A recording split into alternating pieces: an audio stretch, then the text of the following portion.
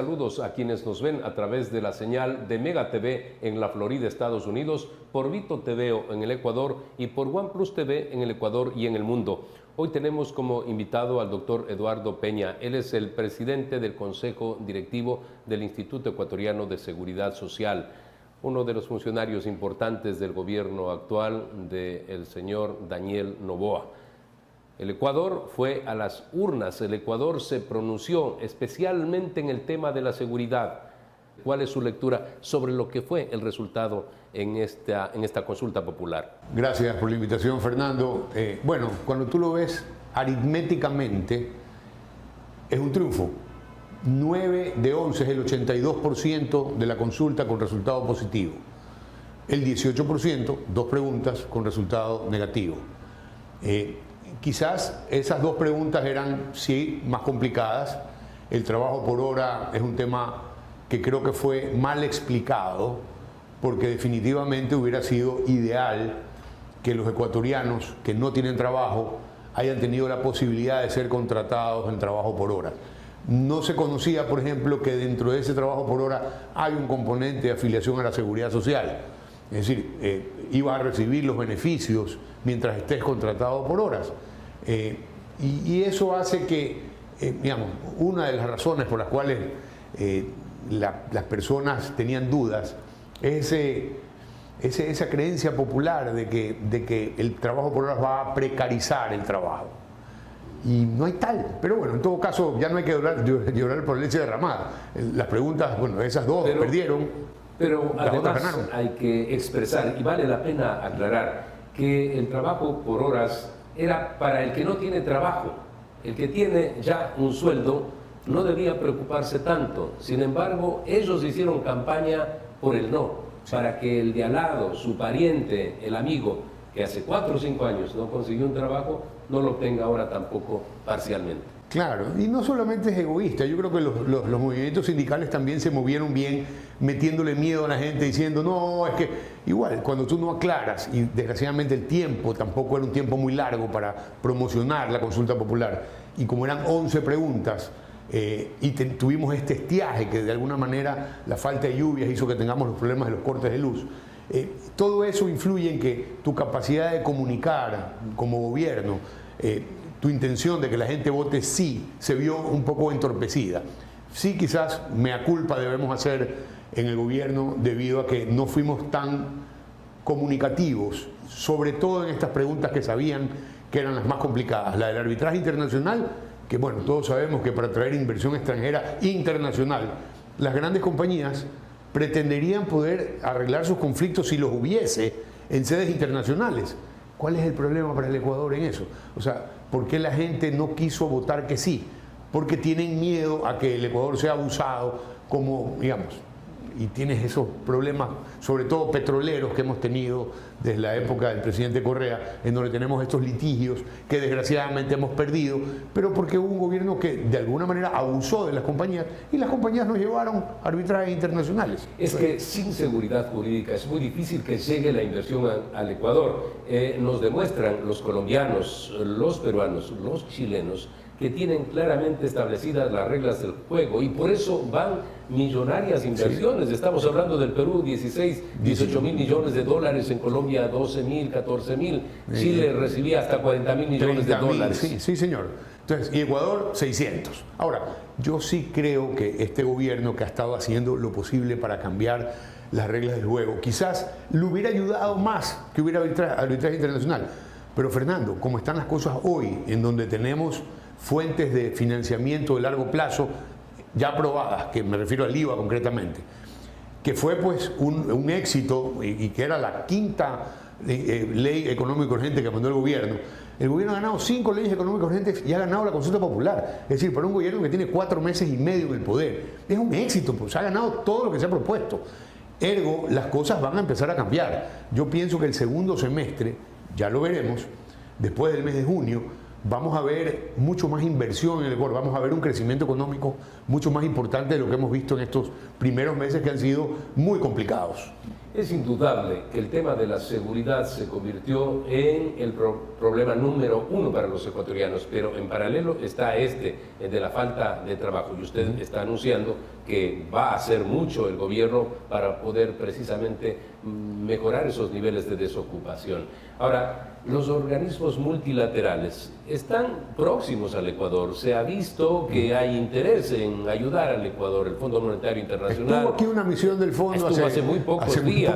Sí. Sí. Y Entonces, tuvimos reuniones ¿eso es con lo que ellos, asegura el que podamos tener flujos de capitales acá? Sí, señor. No solamente porque el flujo te lo fabricas a través de lo que cobras en el IVA, sino que además cuando tú haces los deberes y le dices al fondo, mire, yo hasta ahora he hecho lo que me corresponde hacer como ejercicio fiscal de sobriedad, de control de gasto, necesito que usted me ayude con crédito, y el fondo parecería que está interesado en ayudarnos con entre 3.000 y 4.000 millones de dólares, con lo cual cerraríamos el déficit del año, y esto nos permitiría, mira, en marzo tuvimos 40% más afiliaciones que en marzo del año pasado.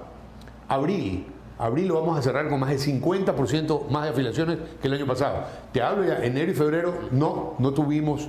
En febrero afiliaciones de nuevos trabajadores integrados al Instituto de Seguridad Social. Sí, señor. O sea, cuando te digo son cifras oficiales, porque muchas veces se cuestiona también y se dice, pero si no hay trabajo, ¿cómo es que el gobierno puede anunciar este tipo de cosas? Bueno, usted es el presidente del IES. Hay desafiliaciones también. Entonces, en marzo ya estamos operando en azul. Tenemos más afiliaciones que desafiliaciones. En febrero no. En abril vamos a tener muchas más afiliaciones que desafiliaciones. Entonces, posiblemente mayo y junio sean meses en que va esta curva creciendo, y el segundo semestre creo que va a crecer mucho más. Tenemos que hacer una pausa comercial, retornamos inmediatamente.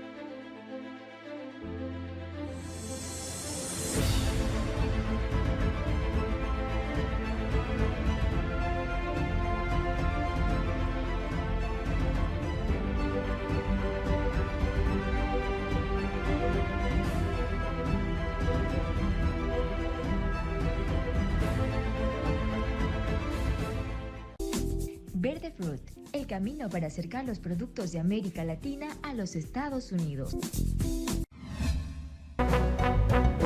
En el primer bloque hicimos un análisis rápido sobre esas dos preguntas, las que perdió la consulta popular y que tienen que ver, como dijimos, el contrato por horas y también el tema del arbitraje para inversiones. Pero hay 9 preguntas que ganó el sí. Y la primera, esta que logró alrededor del 73%, esto es, apoyar a las Fuerzas Armadas para que ellas estén permanentemente ayudando a la Policía Nacional y podamos prácticamente acabar con el delito en el Ecuador. Es un gran respaldo de la sociedad a las Fuerzas Armadas y al líder, a quien está gobernando, al comandante en jefe. Sí. Comandante en jefe de las Fuerzas Armadas. A ver, es que el comandante en jefe sale a los operativos, pues. Es decir, este joven presidente que tenemos es un joven presidente que se involucra, o sea, no es que te dice usted vaya, no, él va contigo. O sea, no sé si has notado, pero él aparece en ciertos operativos, y dice, a ver, esta vaina no es que los voy a mandar, yo voy con ustedes. Y es un ejemplo de liderazgo muy atípico de lo que hemos visto en el pasado, por lo menos. Y además, que ha hecho las cosas bien. O sea, al fin del día, ¿por qué el señor es capaz de tramitar estos 5 leyes económicas urgentes y inmediatamente proponer una consulta, una extensa consulta popular que tiene referéndum y que tiene, bueno, y todos los componentes, y ganarla con el 82% de aceptación? O sea, 82% me refiero sobre el número de preguntas, ¿no? Que es lo que decíamos, 9 de 11, aprobadas favorablemente. Y él, desde el inicio, con ese decreto 111, cuando decretó la guerra en contra de los delincuentes de estas mafias, de estos terroristas demostró que tiene voluntad y decisión política. Ahora tiene más herramientas que de una u otra forma ayudan a que las Fuerzas Armadas ya sin temores lo puedan hacer.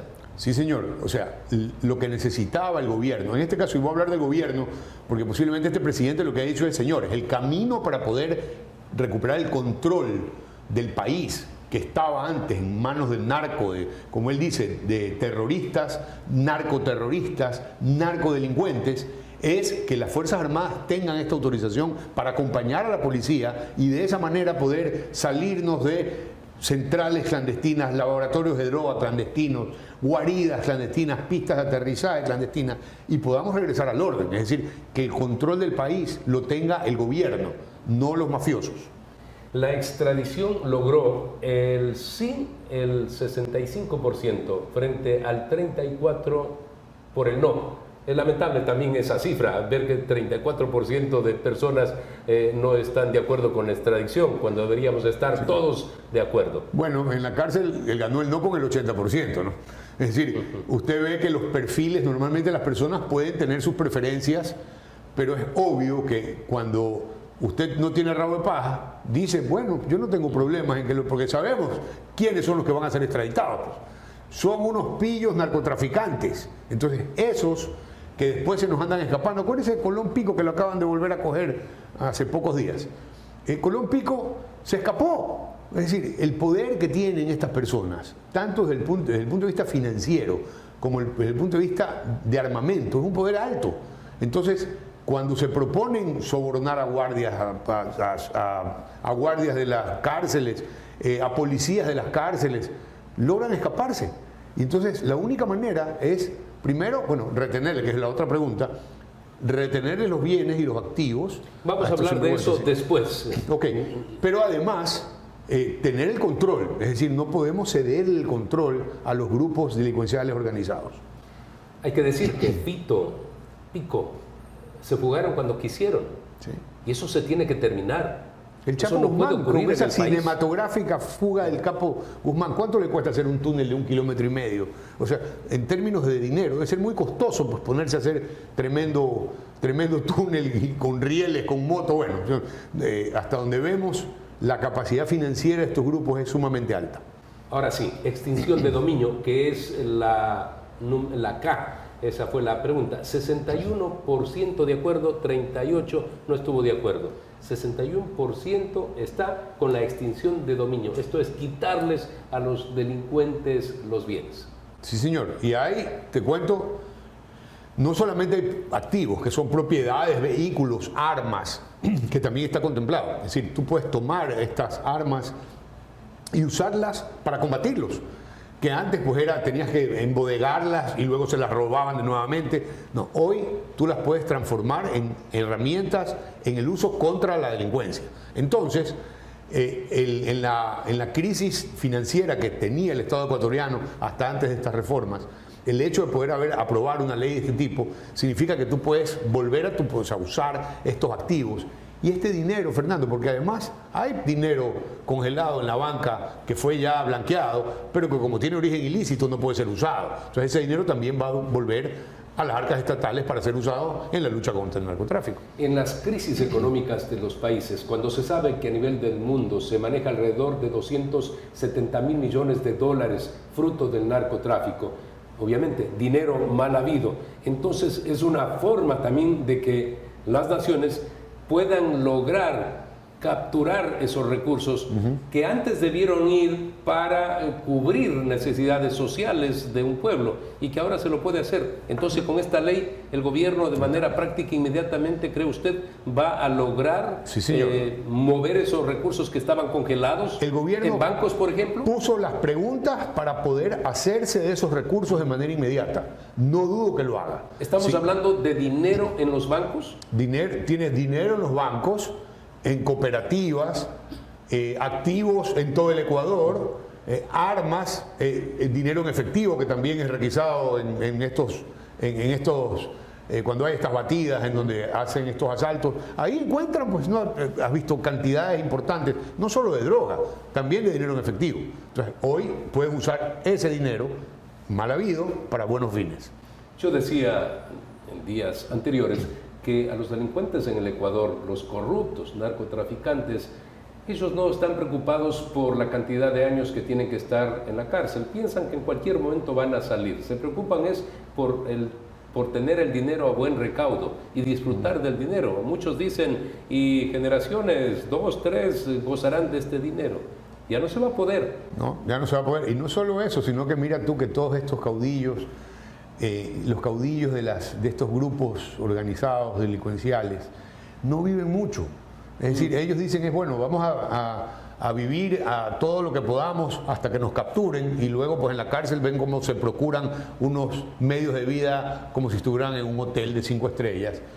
Pero al fin del día acaban muertos jóvenes. Es decir, es muy triste el destino final de los líderes de estos grupos. Porque normalmente tienen peleas entre bandas, y entre ellos mismos se atacan, a veces la policía los captura, entran a la cárcel, en la cárcel tienen problemas también, es decir, hay asesinatos en las cárceles. Entonces, debe ser complicado ser un líder, digamos, de cara a la longevidad, que no se les da muy bien. Definitivamente el delito cuesta mucho, la vida para gran parte de los delincuentes.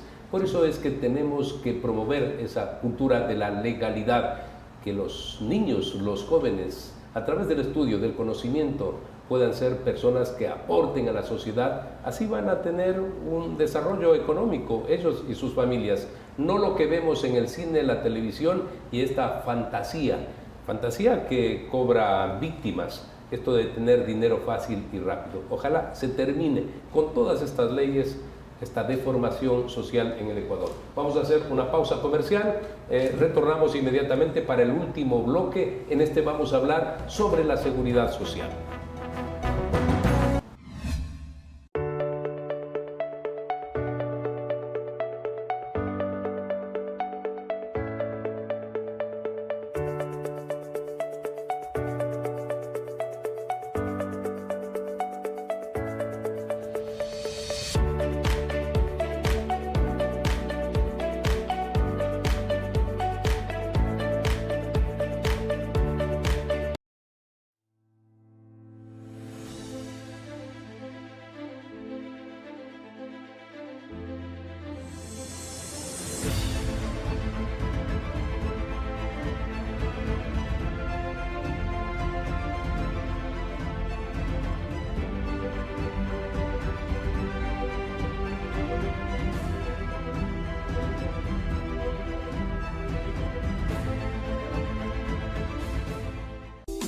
Verde Fruit, el camino para acercar los productos de América Latina a los Estados Unidos.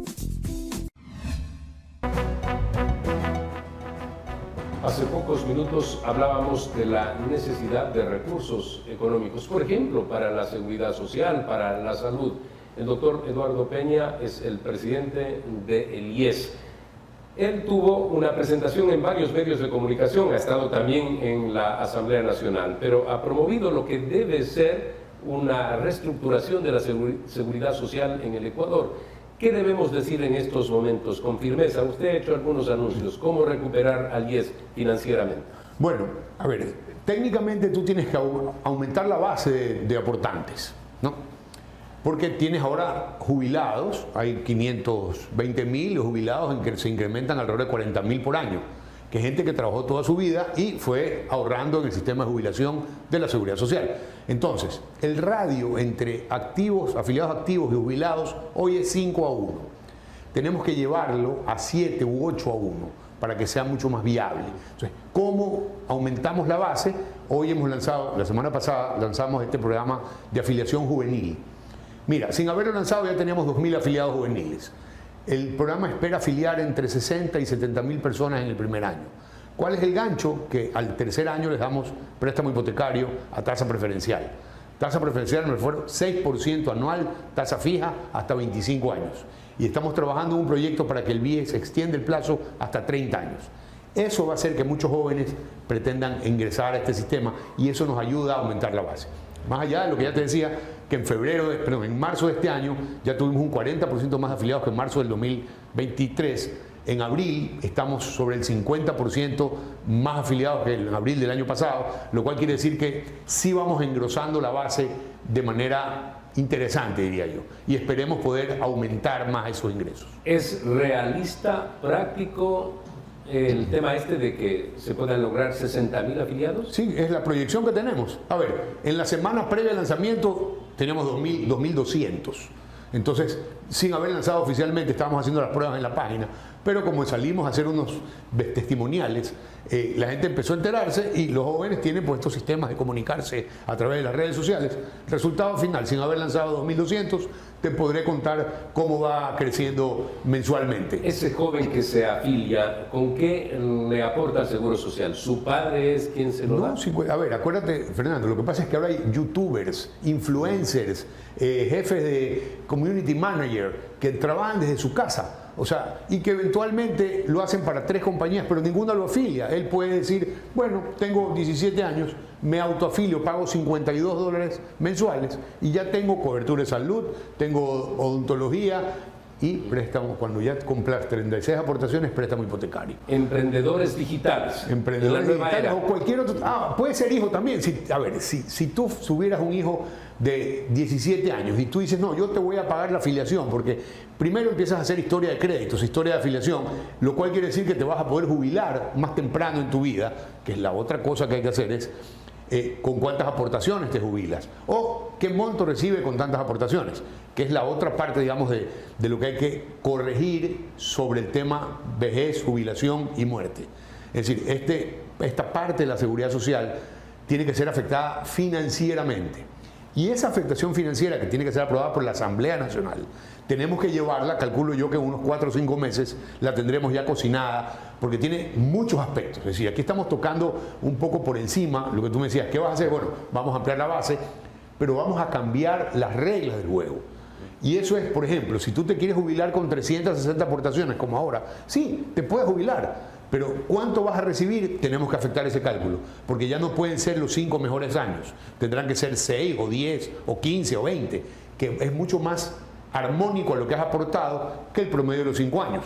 Porque ¿qué pasó con el promedio de 5 años? La viveza criolla hizo que, jefe, auménteme la aportación para coger más. Entonces esas distorsiones no estaban contempladas en la seguridad social, no estaban actuarialmente contempladas y hay que corregirlas. Entonces cuando empiezas a corregir, todo lo que vas corrigiendo te va enderezando la curva a largo plazo, porque actualmente lo que queremos es que el Seguro Social dure 50 o 100 años más. Y para eso hay que hacer esta reestructuración financiera. ¿Hay creatividad y transferencia de experiencias de otros países para implementar sistemas que puedan recuperar al Seguro Social? Recuerde que hace poco tiempo se decía que el Seguro Social está quebrado. ¿Cómo está el Seguro Social? A ver, no está quebrado. Actuarialmente está complicado, pero no está quebrado. Y lo que hay que hacer es reformarlo para que su flujo se acorde a las necesidades de los afiliados y a las necesidades de los jubilados. Es decir, no puedes poner en riesgo las jubilaciones para atender prestaciones de salud, por ejemplo. Entonces, la propuesta que queremos entregar a la Asamblea eventualmente separaría jubilación de salud. Es decir, vamos a hacer 2 rubros.